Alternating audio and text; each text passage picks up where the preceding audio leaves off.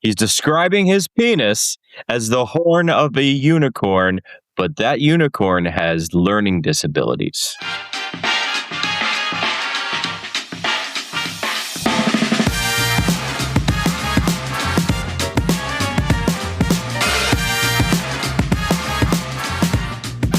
You're listening to the SpitTake podcast with Adam, Steph, and Alex, and we have a special guest on the show today, Jonah Lees, an actor from, do I say England or Britain? Which one is it? I don't know where you're from.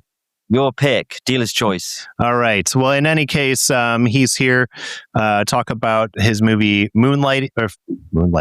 Sorry, I was looking at Bruce Willis earlier. I'd love to be in Moonlight. It's a good show.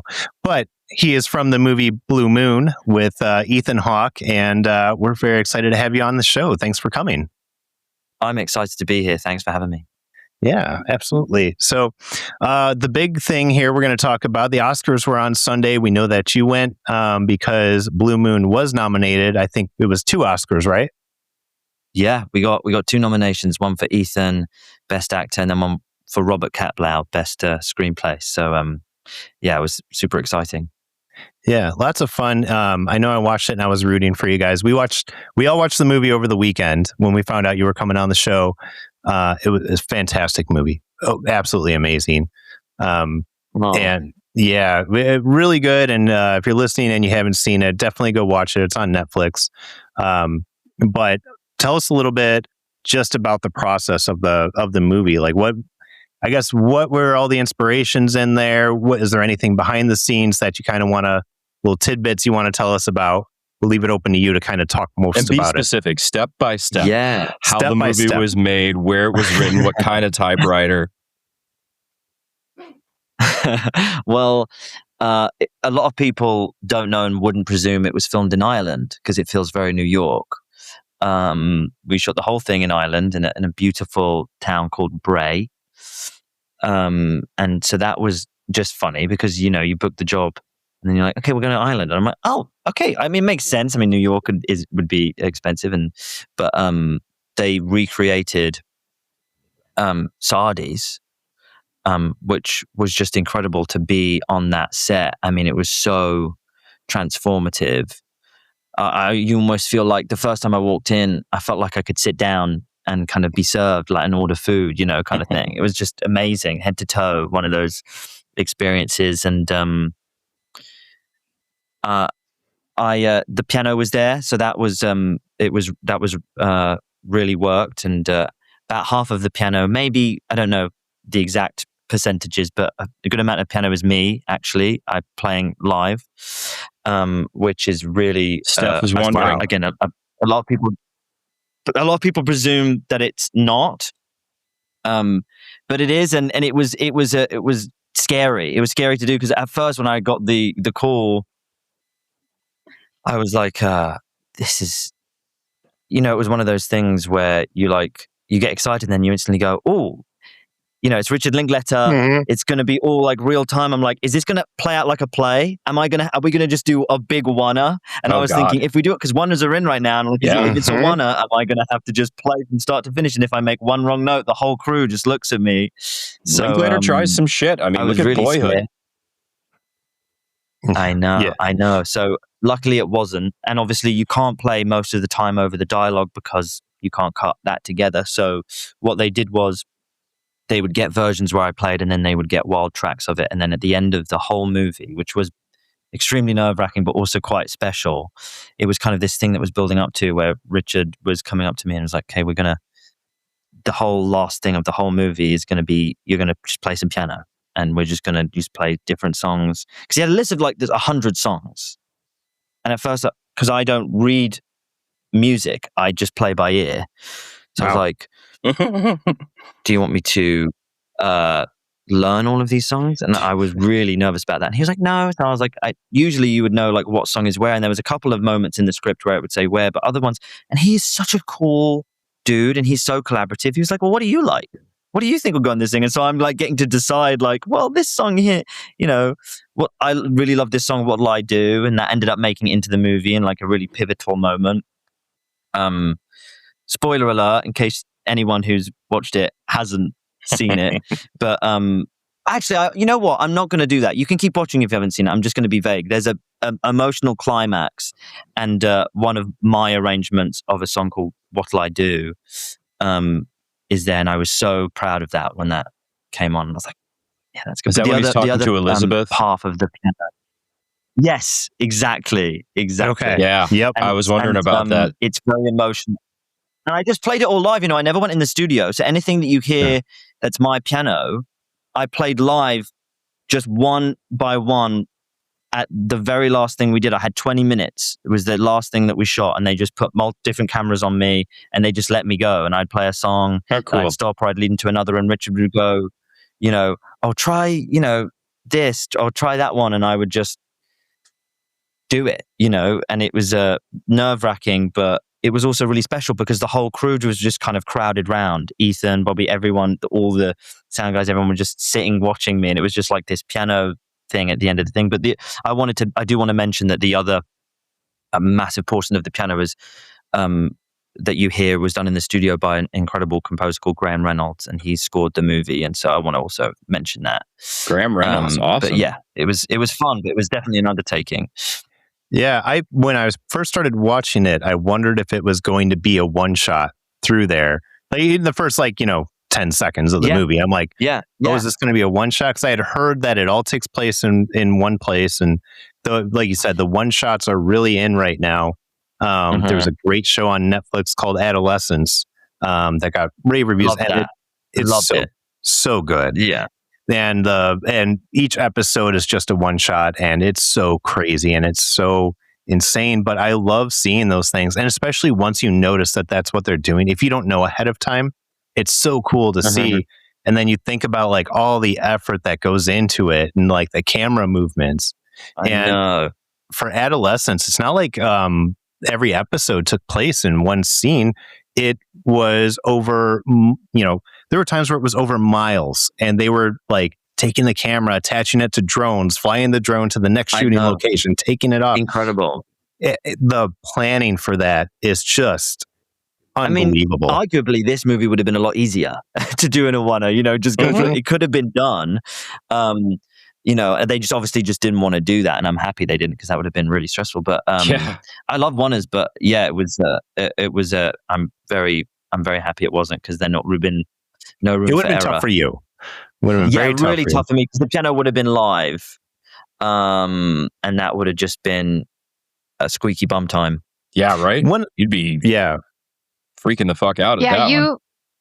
Yeah, you did answer my question. I was going to ask if you were trained or if it was all kind of just for play. So you answered that question, and it was beautiful. So congrats to you for actually knowing what you're doing. Much. Yeah, I took it as kind of a big part of my character. I've played musical people in the past, and I really try and take that on and try and... I'm more of a guitarist, but I really knuckled down and spent all of my time. When I wasn't on set, I was on the piano that they had given me, a little keyboard in my place that I was staying in Ireland. And if I wasn't learning my lines or on set, I was playing that piano, figuring out arrangements, Nice. Well, I'm seeing it now. You played John Lennon in the movie about Epstein, right? Brian Epstein? I did, yeah. Midas Man. Yeah, fucking hell, man. Well done. You've got I can't believe they didn't pull you. Was it Barry Keoghan is playing him in the new Beatles movies? Barry's Ringo. I think it's Harris Dick. Yeah, I can see him as Ringo. I can see him as Ringo. Yeah. That makes more sense. He looks a really good Ringo. I will say that. And I was skeptical at first, and then I'm not that he's a fantastic actor, but I was like, could he look like Ringo? And then actually, with all the makeup and everything, I'm like, dude, that looks really good. Yeah. My favorite That's going to be a good project. Yeah. It's oh, really? Oh, I love Ringo. That's nice. He kept the beat. That. He didn't feel like he belonged in the Beatles. Did, of course he did. And he kept the beats. It's like, what is it in Hard Day's Night? When they say, oh, of course, Ringo, you keep the beats. We need you here. When he's having his crisis of confidence. Yeah, that's hilarious. Yeah, I loved it. That was what a dream to play that. I've always been told I resembled him even when I was a kid, and it was wild. We got to film in Studio 2 in Abbey Road. And, fuck off! Yeah, that's awesome. It was. it was such a moment, to the point where I was like walking in there and I was like, God, I've got to stop seeing this so reverently, because to John this is just like, because it's just studio just going in, and I've just got to, so I had to kind of turn John on and just be like, I'm just throw some guitar down and just do, because obviously I'm there going, and all the pianos and everything, and didn't help that people there were going, okay, those rugs, those are the same. It's all like they made sure to keep a lot of the same. This is the piano that Paul wrote Lady Madonna on, and this is this, and you're like, oh my God. Oh wow. So just I know. I still get shivers thinking about it. It was very special that day. Very special. If you ever but you had to act like really cool, right? You're like, exactly. No big deal. I'm here John, for this. To be fair, in that scene, they were nervous because we were doing the scene where they're auditioning for George Martin. So I could keep a little nerves. I took out any reverie or any kind of like this place holds any, because they're making the history at that point, so... But I could keep a little bit of my nerves because I think they were nervous. It was an audition, the scene that we were playing, so that helped. They weren't the Beatles then. They were so recently the fucking Quarrymen, and they had Pete Best. Pete Best was still calling him. He's, he was waiting for his call back. By that point, in the scene. Pete Best was in the scene, and I was having to go at him for rushing. So, oh yeah. But yeah, well, that's a trip. Yeah, it's a great movie, and Brian Epstein's story is, I was a Beatles fan, and I knew of Brian Epstein, but I had no idea his life really and what he went through. So for anyone who's interested, it's all about Brian, and he has an amazing life story. Great fucking movie. Sad but amazing. I love random Beatles movies like that you don't expect coming. Like there's another one with Jared Harris called The Two of Us, about the night or the day that Lennon and McCartney got to kick it after the Beatles had broken up, and it was just the wives were off somewhere, and it was back to them being themselves, hanging out in New York. And it was not long before the Dakota and the Bad. Great movie. Wow, thank you for telling me about that. I had no idea that existed. Yeah, I want to see that. Solid flick, man. It's really fun. They're sitting there getting high, watching the SNL. I'm so surprised that skipped my. It's super low. I thought I knew about all of them. I'm so. Yeah. It's one of those you catch on HBO late night, and you're like, oh. Okay, I'm stoned and eating fucking leftovers that I mixed all together in one bowl, and I'm just see what's on HBO. Yeah, there was one that I kept meaning to watch. It's still on my list, and I just forget about it every time I sit down to watch a movie, but it's called Yesterday. And I haven't seen it yet, but I heard so many good things about it. Basically a world where the Beatles don't exist, but one guy remembers them and writes all their songs. It looked so good, and I think I want to say it was an indie film, but I could be wrong about that. It was Danny Boyle directed it. Danny Boyle, okay.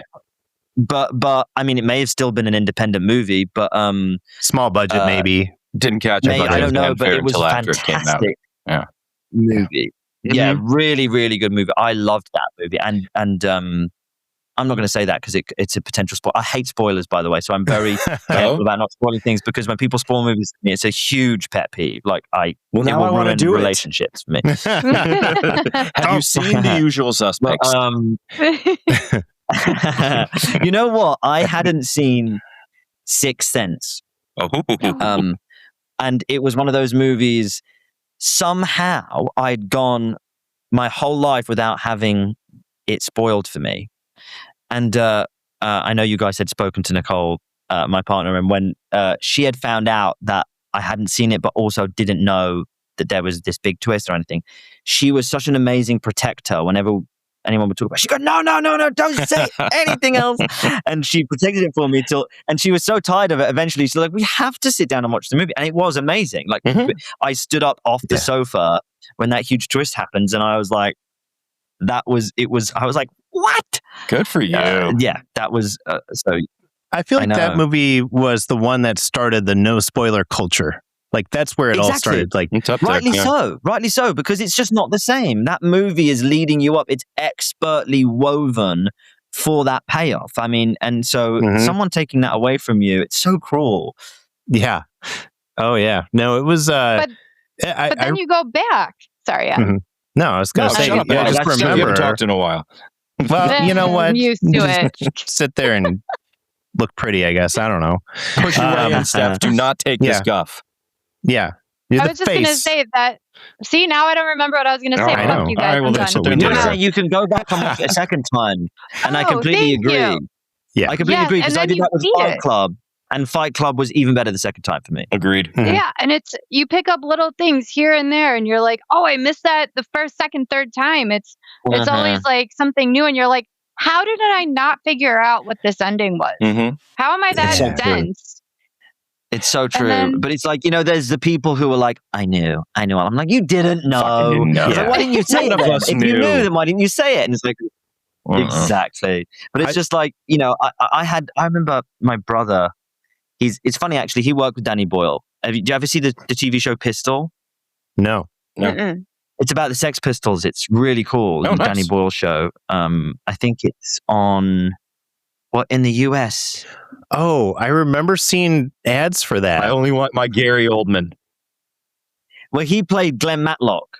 And so, but I'm going off on tangents now. I was going to say that there was one time when we were younger. I can't even remember I can't even remember the movie, but I do remember because we're identical twins, him like leaning and he'd seen it and him whispering some kind of spoiler to me. I was like, I think that was maybe my origin story of hating spoilers. Yeah.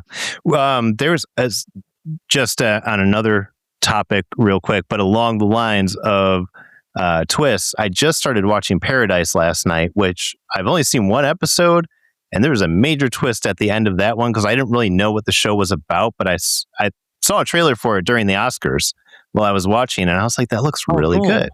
And so I watched the first episode last night, and they have this huge twist right at the end. And the whole premise is it's a, what's his name? Oh, I'm drawing a blank. Sterling. Last name Sterling. Sterling K. Brown. Yeah, Sterling K. Brown. So he's like protecting the president of the United States, and he's in this home and everything. And, this not really a spoiler, but the president, ends up dead, and he's like trying to figure everything out in that first day. But then it ends with like a huge twist, and you're like, I don't even know what the show is about anymore, but I'm here for it. I want to watch all of it. It's so far that, like I said, first episode. What's that really good? Hulu. Okay. Yeah. I'm going to check that out. Sounds cool. Yeah, it was pretty intense. What are you digging on right now, Jonah? What are you watching? I just started. I'm a little behind. I know. Yeah, I'm behind on this, but I only just started watching Shrinking. Just because I it's not like I was avoiding it. It's just I had other stuff that I was watching, and I when you've like finished watching everything that you're watching, I was looking for something else, and the void Nicole moment. and I couldn't decide. Yes, and I love Harrison Ford, so it just hit me. I was like, how the hell am I not going to watch a TV show that he's in? I've never seen him in a TV show. I've only ever seen him in big movies. So I was like, I need to watch this, and I love it. It's really, really nice. It's. I love seeing Ted McGinley. His neighbor Derek. Who's that? His neighbor Derek has been doing stuff forever. He's my life goals. Like his neighbor, Jason Segel's neighbor Derek. Like he is my life goals. He's who I want to be in like 10, 15 years. Just like, is he the husband of the woman Krista Miller? Right. Who is kind of all up in the daughter's business, and she's kind of yeah. He's hilarious. He's so good. Really good. Yeah. It's so funny to see him play such a likable guy, because for so many years he was always cast as the douchebag blonde guy. I mean, he's the antagonist in Revenge of the Nerds. Mm-hmm. He was. Okay, so I like to see that, someone breaking out of their typecast. It's good for him. Yeah. And then he was Marcy's husband in Married with Children. Yeah. Speaking of breaking out of typecast, I thought it was so interesting to see Ethan Hawke, this notorious, handsome son of a bitch, in a comb over and very much playing like almost Toulouse-Lautrec small. And he's got a little pot belly. It was, because at first I'm like, fuck it, man. This guy, he's playing a small guy, but it's still Ethan Hawke. He's gorgeous. But he plays sad, short, drunk so well. I got to say, like, this is a dramatic way of saying it, but I almost feel like I don't know Ethan that well. And I was on set almost every day because he was so transformative. Like, I felt like I wasn't with Ethan. So, funny to go back a little bit to my audition process, I didn't know Ethan was going to be in it, even though, with Richard Linklater, you can sometimes assume, there's a good chance. It's him or the kid from Dazed and Confused. You've got to zoom. Exactly, yeah. But I thought, okay, I've got a Zoom audition with Richard Linklater, and I was like, okay, this is going to be fine. Send me the scene, like whatever. And so we're just chatting, doing some small talk, and he's like, we're just waiting for Ethan to pop onto the thing. And I was like, instantly froze, because I just thought, is that Ethan Hawke? And then I was like, to just calm myself down, I'm like, let's just pretend it's like a casting assistant that's going to read the lines with me. And then, of course, Ethan Hawke's face pops up, and I'm like, wasn't prepared. But then I thought to myself instantly, I'm glad no one told me, because I'd have made myself doubly nervous, because I'd be nervous. Richard Linklater nervous and Ethan Hawke nervous. So it's like twice. And luckily, I think it was good that it was sprung on me. But I was doing the audition here in this setup, and my sofa is there in the room. And Nicole, I just look at her like that, and she looks at me because she could hear his voice, and I'm just like, okay, I'm going to do this audition. And he was the sweet. He was so nice. The first thing he did was compliment me on my auditions, because he'd clearly seen my self-tapes, and he was like, you're great. No, I loved your. And I was like, so, okay, fuck. And then we had to do the scenes, and we had different versions of the scene.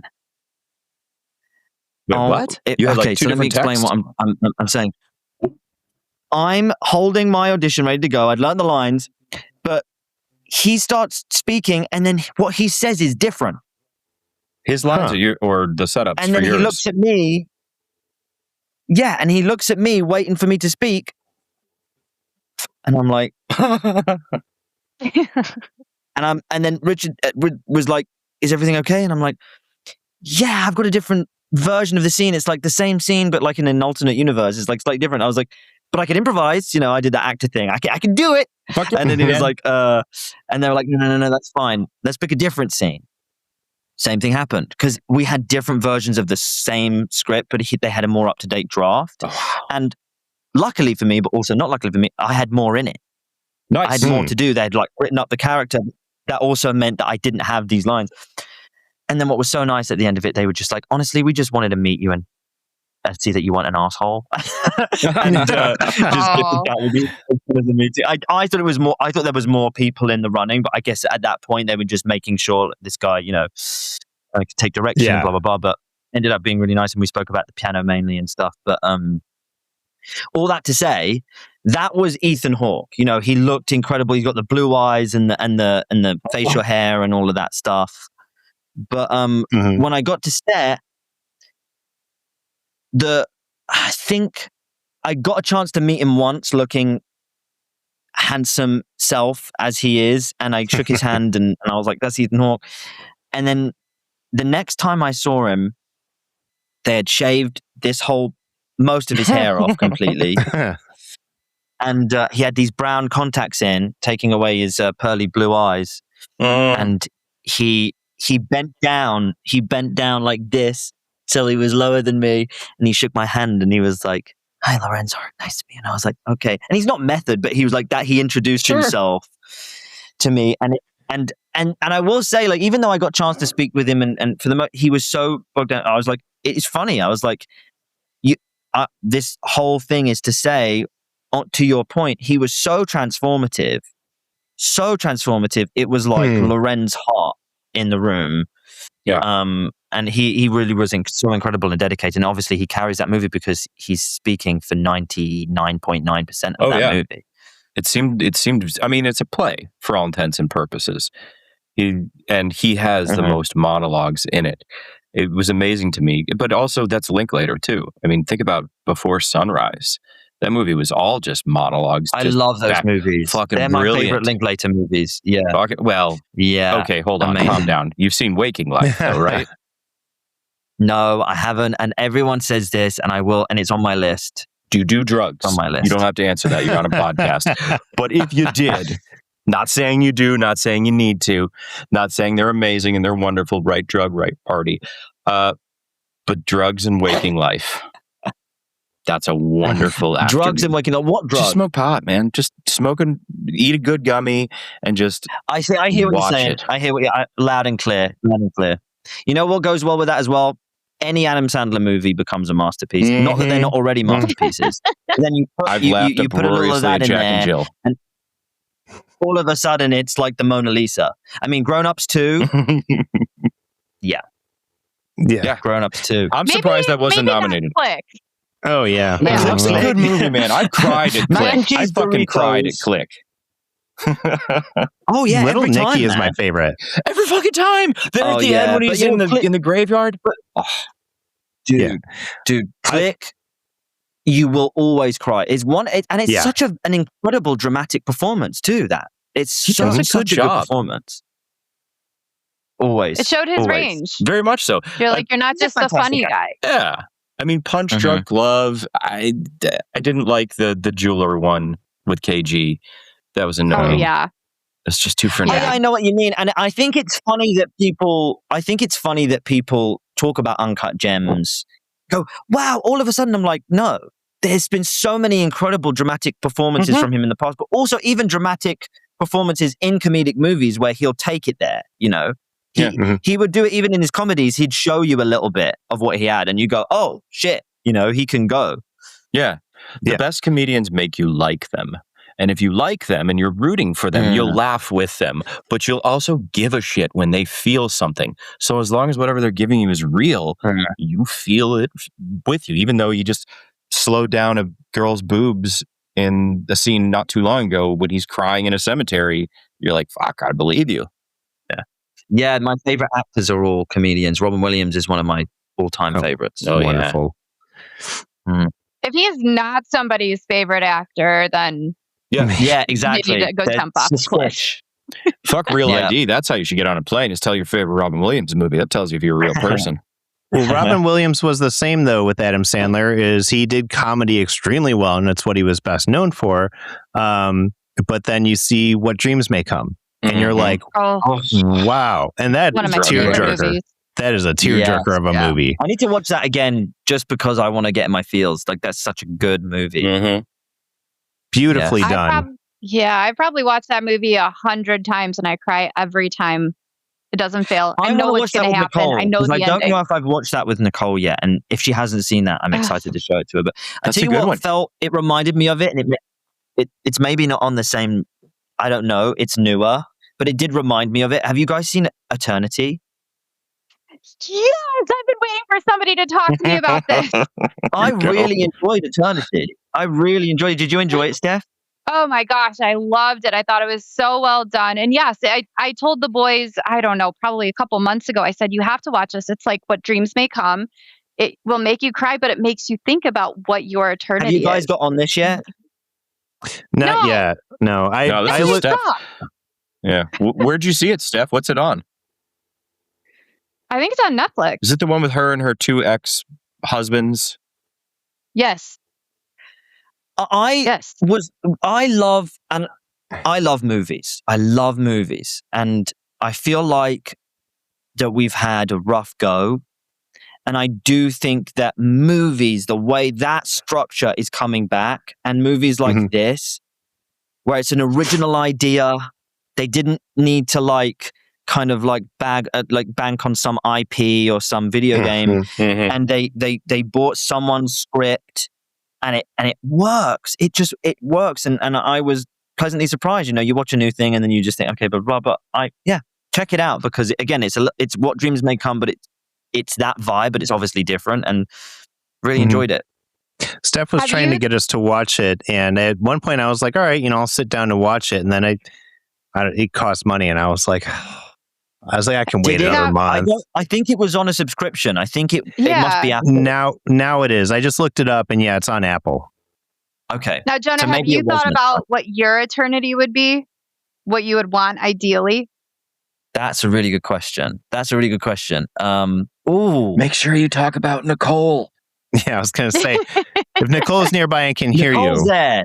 Nicole is there. It's Nicole and John Williams' music is involved somehow. Obviously. Oh, love that. How else would you fly? You know why I bring that up is because when people flying is involved. You know what it is? It's that when people talk about desert island discs, I already know that it's just John Williams because I listen to him all day, every day. I've got this playlist on Spotify. I call it my magical playlist. It's just called Magical.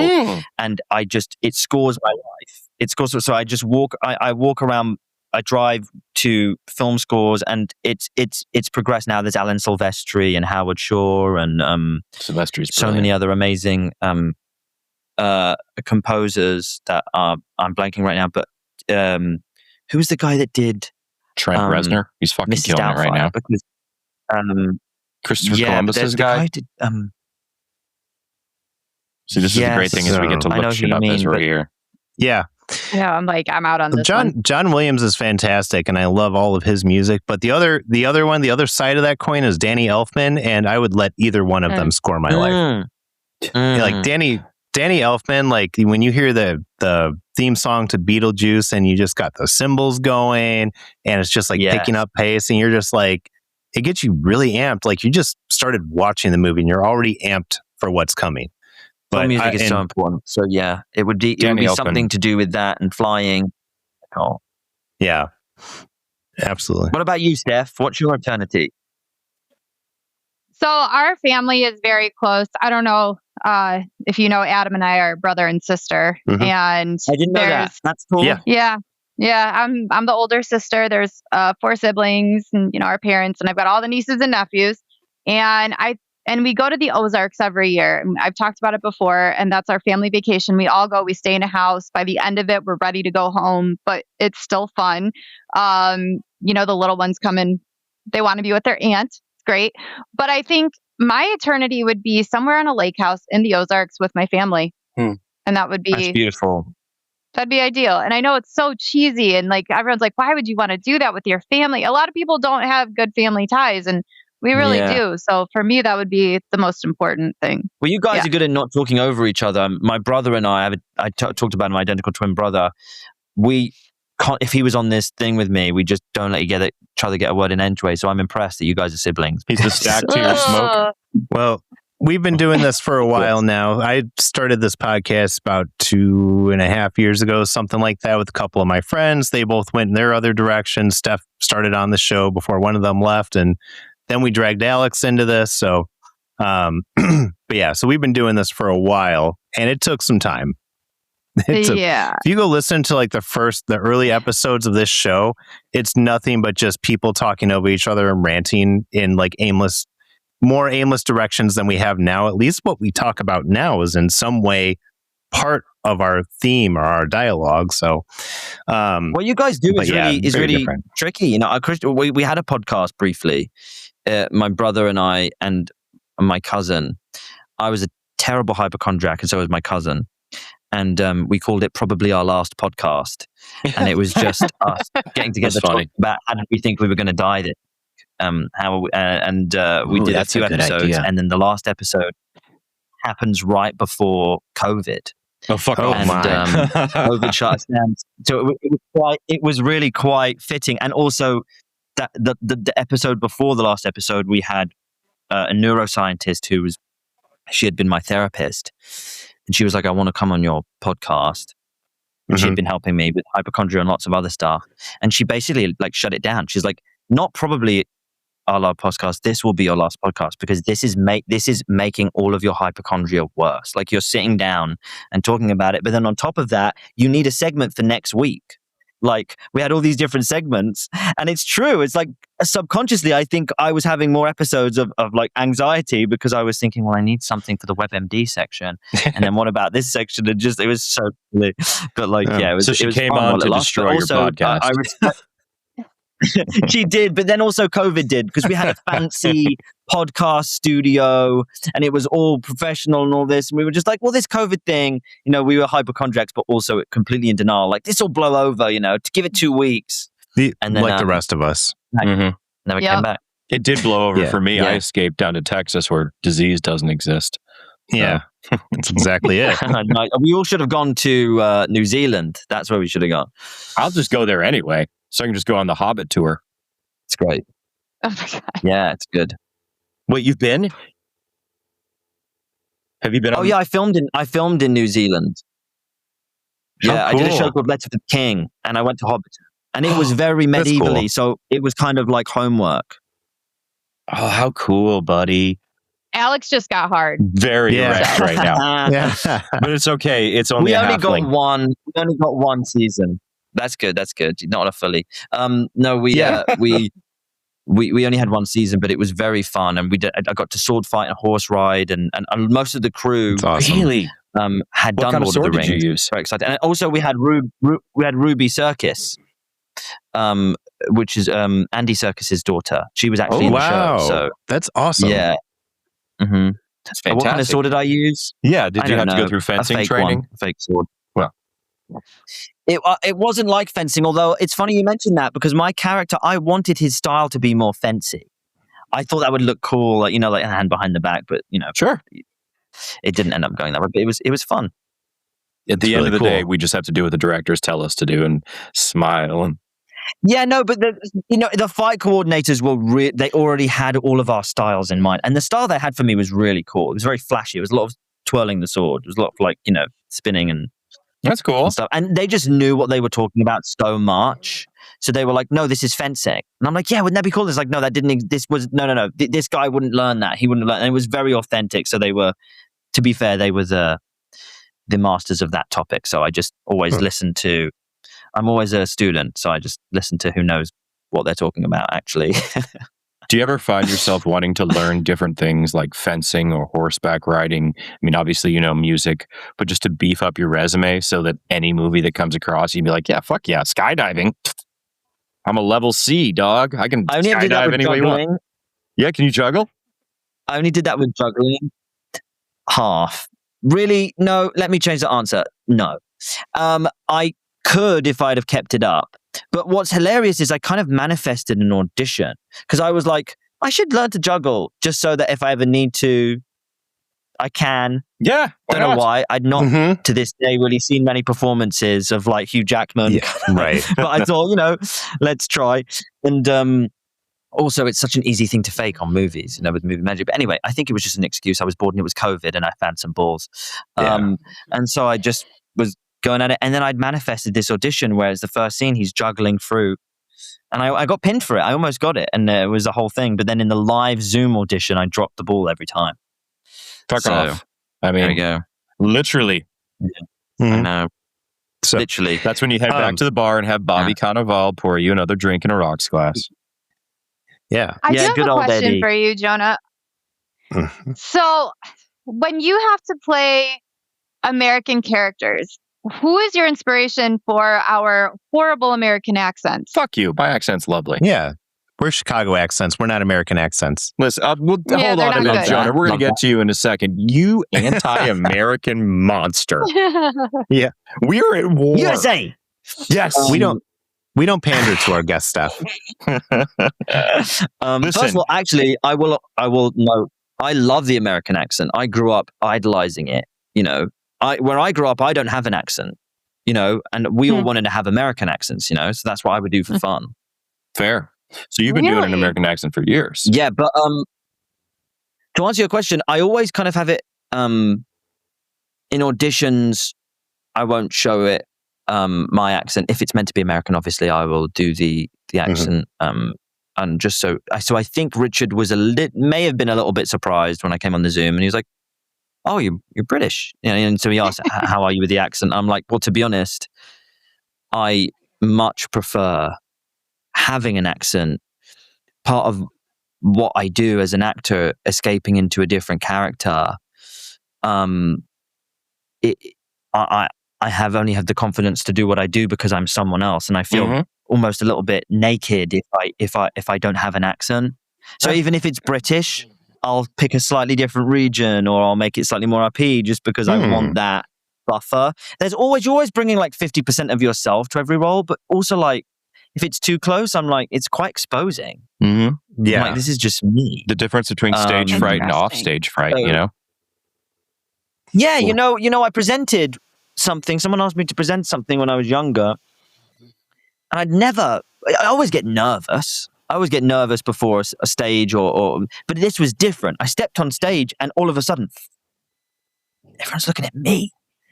There's no character. There's no people looking at me. It was the same with music, actually, when I performed music on stage. And if it wasn't a musical where I was playing a character, if it was just me and my guitar, I'm like, they're all looking at me. I almost wanted to play a character like a rock star or something, playing the guitar. Sure. But I'm going to answer your actual question. I love accents, and so for this, actually, it was the accent wasn't talked about, but I knew it should have been American. And then a few days before we shot, I think 2 or 3 days before, Richard came up to me and was like, "So, are you doing like a general American accent?" I was like, "Yeah." He's like, "Could you do New York?" And I was like, "Yeah." He's like, "Okay." And then he was like, "Watch what's it called? Biloxi Blues? Is that what it's called?" Oh, Biloxi Blues, great movie. Matthew Broderick. Christopher Walken, I think. Yeah, so he was like, watch Biloxi Blues or whatever. And then so I did, and Matthew Broderick, and that's what I tried to... That's another play. It's very helpful, by the way. Yes. Yeah, well, that's what I always tell people. Pick an actor or someone that you can hone in on. So like if you want to do Scottish, think of James McAvoy, or it's really helpful. It's a very helpful anchor. Matthew Broderick in Biloxi Blues was my anchor for Blue Moon. When I do Scottish, I think of Mel Gibson. It's not a bad one. Very good. Very good. I'm kidding. So I was like, what? I'm kidding. Yeah, we're like, Braveheart. Why not? Do it now. I don't know. You think of Dick Van Dyke? Hey, that man could sweep a chimney. You watch your mouth. He's an American treasure. I like Dick Van Dyke. Still dancing.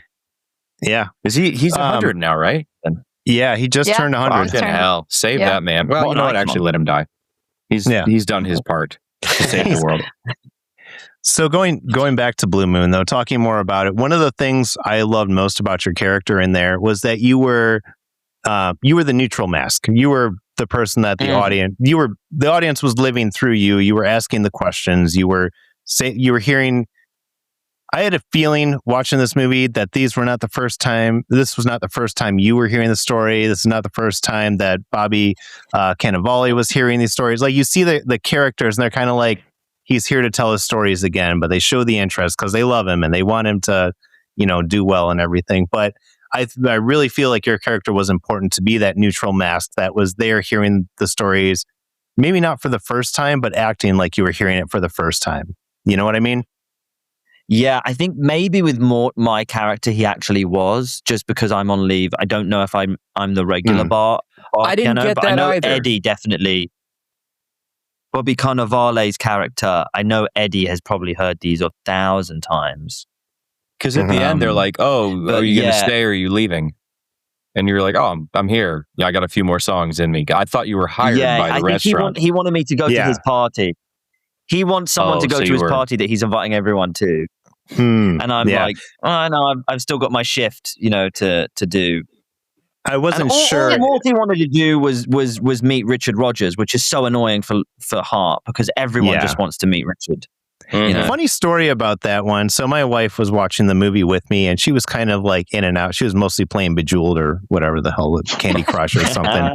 Well, she was watching. It's not her kind of movie, but she decided to sit and watch it with me. So she was kind of in and out. And then the movie ends. They have like the little tags on the end, and I get up, and she's in the kitchen making a snack or something, and She's like, yeah. So what happened? Did his friends go on to become, or did his old partner go on to become famous? I'm like, you mean Dick Rogers of Rogers and Hammerstein? Yeah, he did. He did okay. He did okay for himself. He finished out all right. Like, you're such an asshole. Right. Yeah, he did okay. Did okay. Yeah. And Oklahoma, it's such an interesting part of history that you're watching, the opening night of Oklahoma. I think that's what's so captivating as well, is like it's such a particular time. And the fact, I mean, my character, I think originally probably when Robert, the screenwriter, was thinking about it, is to ground us in what time we're in, right? It's to remind us that World War II is happening. Yeah. Exactly. So I think that's a really nice way to do it, bringing Morty's character in. But then I think he also serves, like you said, a lot of other purposes. He's a great soundboard. He's listening and he's entertaining all of Hart's stories. But also, there is that element as well, as like if Morty is a musician, Lorenz Hart is it was kind of akin to how I might feel speaking to Ethan Hawke, right? So I could take a lot of that inspiration and that meeting from my actual experience and just paste it right onto the job at hand with Blue Moon, and how Morty might have felt meeting Lorenz Hart, you know, as much as he's talking his ear off, especially in that bathroom scene. But he's still, like, you know, engaged, and there's that element of this guy's super successful and famous, and there's that whole element, which is just an interesting thing to capture as well.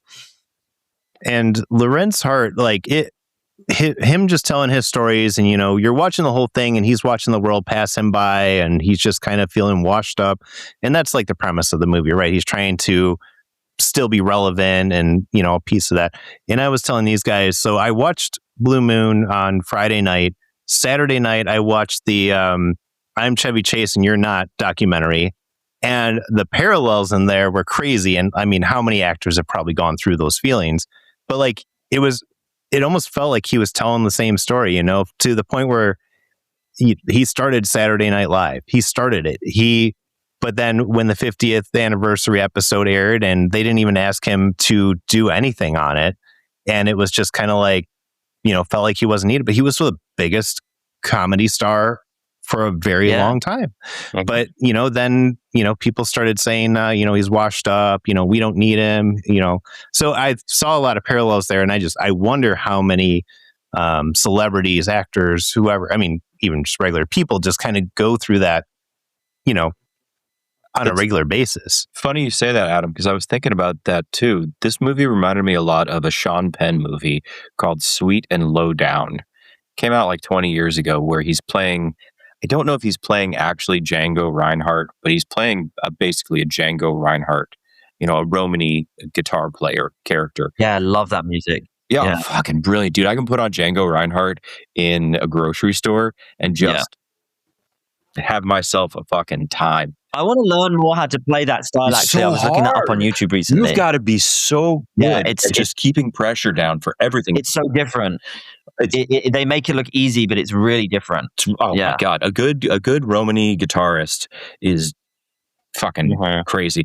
But it's the genius that you are, you know, Django was, and obviously Larry Hart was. But the alcoholism, the need to be loved was so strong that I was talking to Steph earlier when we were just shooting the shit beforehand. I thought one of the most powerful lines in the movie was when he was talking about how he is drunk on beautiful women and men and alcohol and cigars. He gets drunk off of life.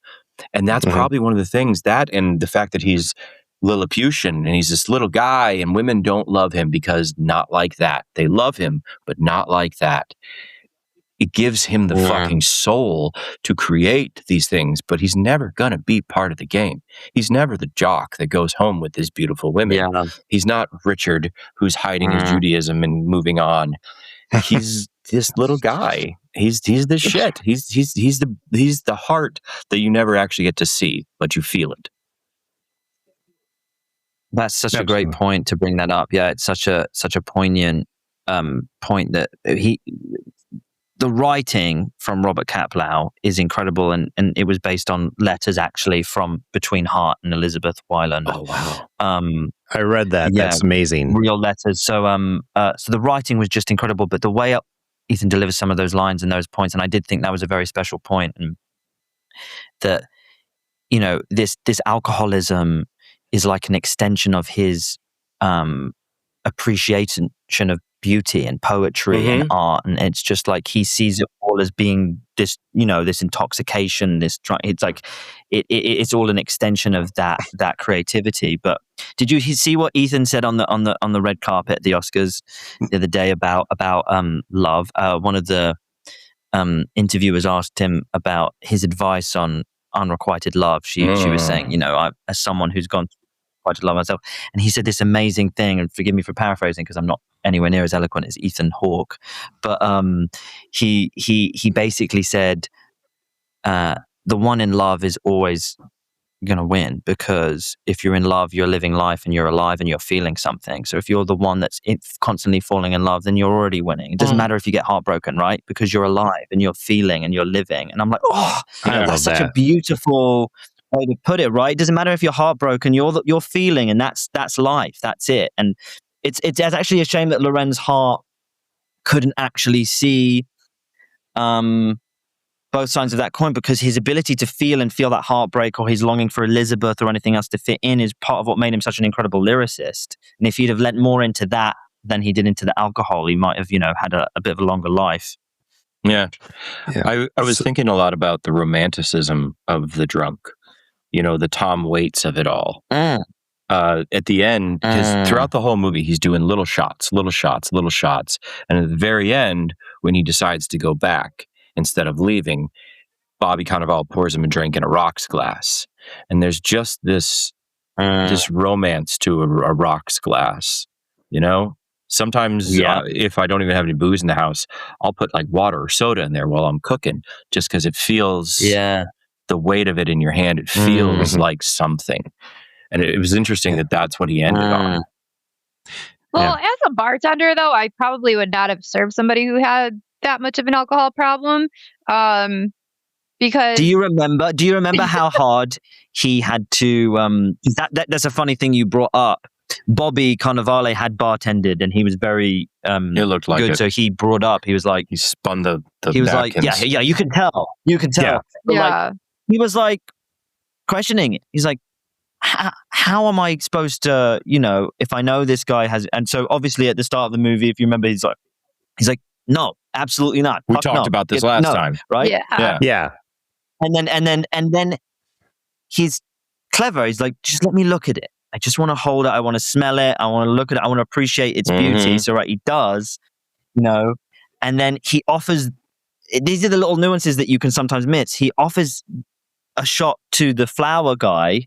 And he takes that, but Bobby thinks the flower guy had it, right? And so there's all these little moments where he's having to sneak.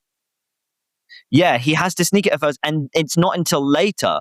So even if Eddie, the bartender, is trying his best, he, first of all, Hart's lying to him, but then secondly, he's missed all these little moments along the way. So if he thinks he's just giving him one, he doesn't realize this is his third already. So it's just like all these little things that's compiling. And he just ends up. But I do know what you mean. Like at the end of the day, he's just surrendered to it, and it's just like, okay, this is this guy. This is it. He's here. And I also think that you can look at that last moment. Eddie and Morty. Sorry, got my own character name wrong. Have have watched this awful tragedy, kind of like this real heartbreak. We watched it. I mean, Morty's scoring it, right? And so he comes back in and he drops cards and he's inviting everyone to his party. So I do think a part of it is Eddie just being like, let's lighten the load a little here. There's a camaraderie at the end, which I actually think is really nice, even though it's dark. He's giving him a drink, and it's ultimately his demise. There's something beautiful about it, that moment. Yeah. I mean, Steph, you bartended for a lot of years. You know that we carry, and I bartended. It's your job to keep people safe, but it's also your job to kind of take away the pain. I was going to ask, have you worked in the service industry? Here or in the UK? Yeah, I have. And here, I've not done the full bar. I've been working my way up. I started off with pre-mixed cocktails, and then I've been kind of working my way up at a local theatre called the Nocturne Theatre, fantastic theatre in Glendale. Because I sometimes am in shows there and things like that, and just love that company. So it's a great group of people over there, and it's I know what you think, but definitely not probably to the extent that you guys have. I'm not a bartender by any means. I've got a ways to go there. So you said you worked at the Nocturne Theatre, NOCK? Nice. Well, hey, plug that. Does the Nocturne Theatre have anything coming up? Fuck, man, we're doing this thing to put stuff out there. Plug the shit out of it. Jesus Christ Superstar right now. Who the hell does he think he is? Jesus Christ Superstar right now. Yeah. Oh my God. Tell me you've got Judas. Yeah. Tell me you've got the Judas role, because that's the one. No. Jesus! Fuck yeah. Yeah. Yeah, I don't think anyone can play him now after what's his name just played him at the Hollywood Bowl. Oh no, I was talking about like the movie. The guy who did it in the movie was goddamn genius. I know that guy as well. Incredible. But the guy who is Adam Levine. Oh, like from Maroon 5? Is that right? I don't know if I like the story not Maroon anymore. 5. Oh my god! I was like, if it is, didn't that guy bang his nanny? Come on. No. It's fine. I'm not judging Okay, yes. Well, I don't know. Allegedly, what is the guy's name? He did Queen. He subbed Queen. He was on American Idol. I think. Thank you, Adam Lambert. He's Adam L right now. Adam Lambert. Oh, yeah. He's got more eye makeup on than a quarterback. I've only seen clips, but his Judas opposite Cynthia Erivo, I'm like, she's playing Jesus? Oh my God, it looked incredible. It already happened at the Hollywood Bowl. It looked great. Fuck off. It looked great. You know what? Great. So did the Renaissance, but we're still taking pictures. Yeah. Missed it. Yeah. So I do have to say in Blue Moon, I keep wanting to say moonlighting. Why? What is happening? Because you love Sybil Shepherd. Maybe we're manifesting. Yeah, go. Yeah, let's do it. Let's watch Moonlighting. It's a great show. But my favorite line in Blue Moon, we actually can't even say on this show because they don't let us say it anymore. But it's the thing about the unicorn horn. Oh. I died laughing about that. And I was like, we can't say that. Huh? I'm pretty sure we can get canceled for that, even quoting. I don't know. Wait, how do you know? People are crazy. Has there been an incident or? Yeah, no. Well, no, we've had to cut it. People are crazy over here, and they will jump on you. I get it, man. We're all feeling it. We're all trying to censor ourselves. It's just the times we live in, but that's hilarious. Yeah, so it's not because of our choice. It's because of the choices of the people who. I mean, we'll become famous, movie and then you'll know what Adam's talking about. Right, we're just not going to spoil it as the horn of a unicorn, but that unicorn has learning disabilities. Yes. Oh my God, that's a great way to put it. It's such a great line, great line though, and delivered so well. And it was unexpected. That's what got me. It was so unexpected, and I started laughing so hard.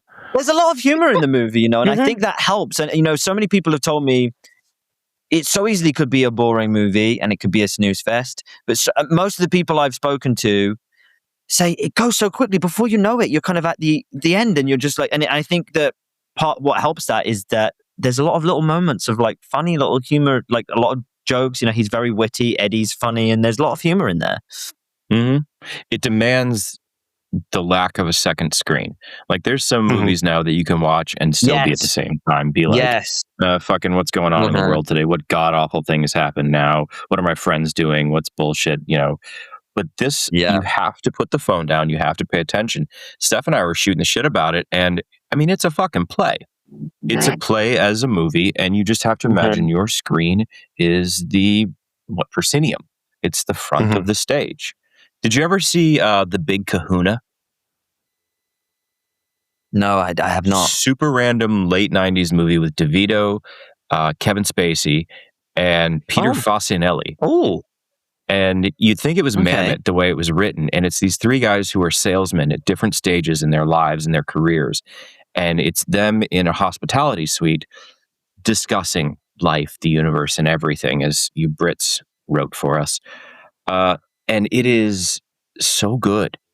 It's just, but that sounds amazing. So that's another one that kind of that plays like a play. Oh, very much. I believe it was a play to begin with because it's really only these three characters.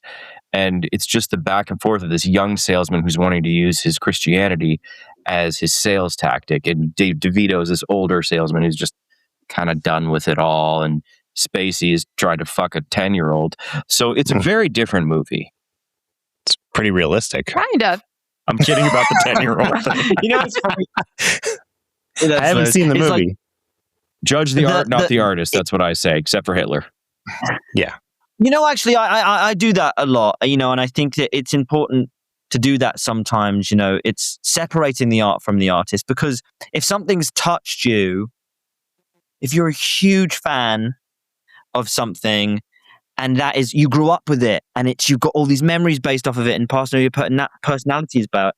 Do you not think then, if you feel like you have to, because someone's been cancelled or someone's done something wrong, strip that from your love and your passion, that person is then also has the power to take that away from you, and they shouldn't have that. Okay, it's fair enough to be like, okay, this person has done something wrong, but like that art then belongs to you. I mean, it's a whole other thing when people say, okay, are you supporting this person?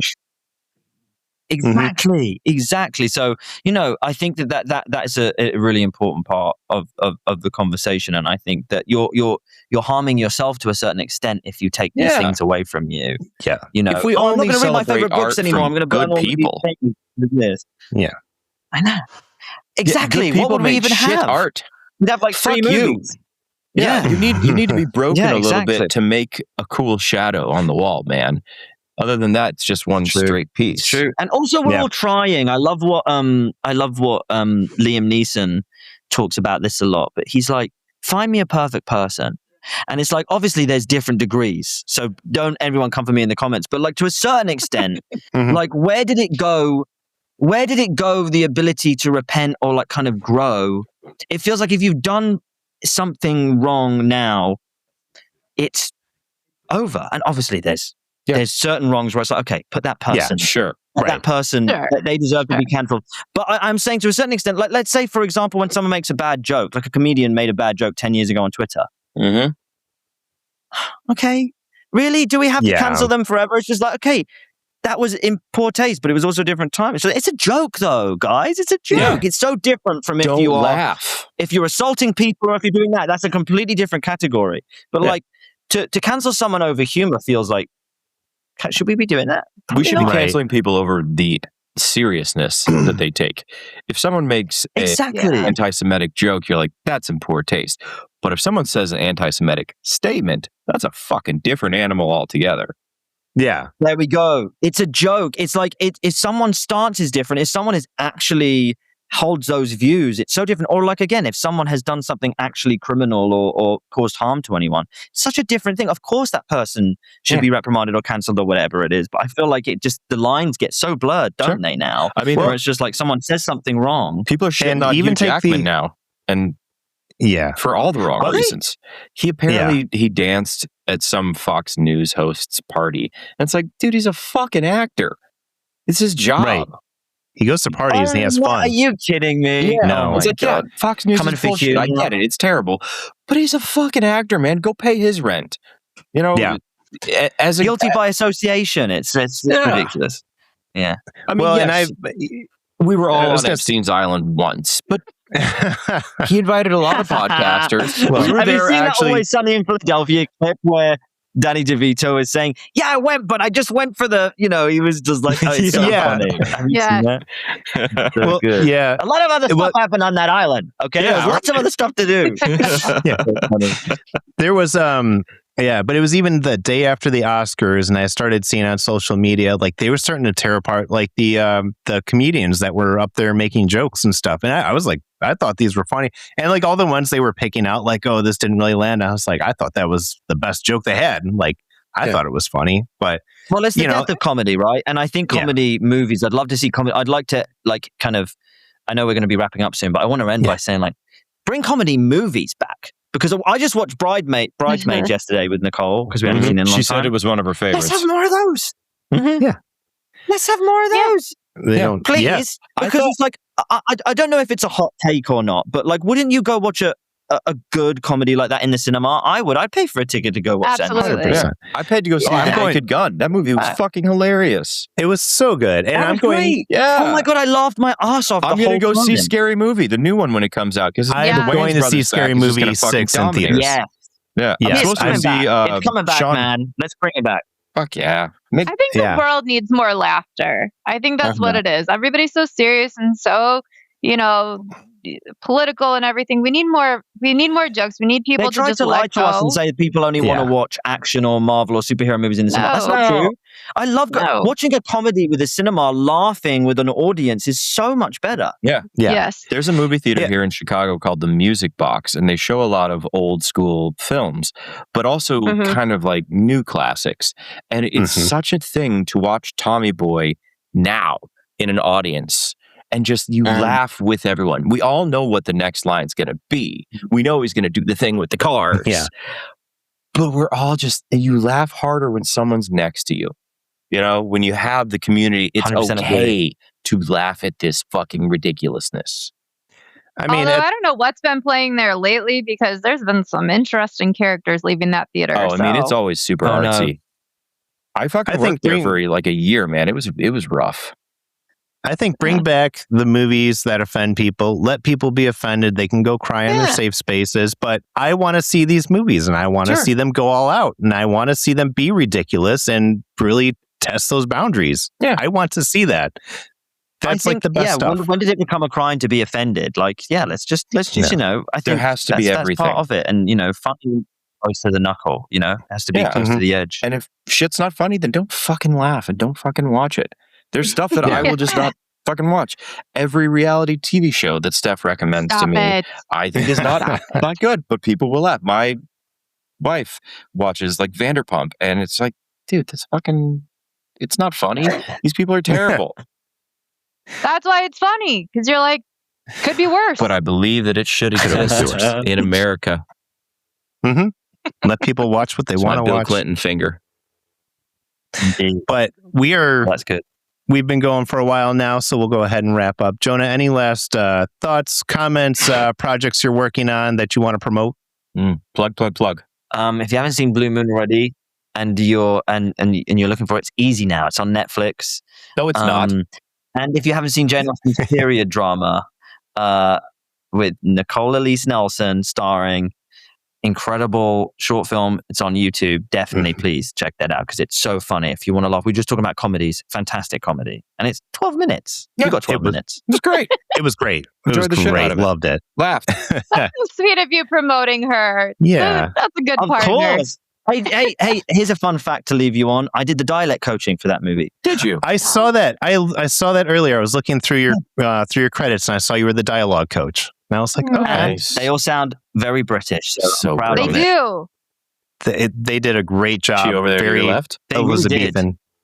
Or is she there with the cat? She Please bring her in. Come on. We've been wanting it. Steph feels so bad she missed last week because she's listened to the show and has been all week up Adam and I's asshole about, I would have said this.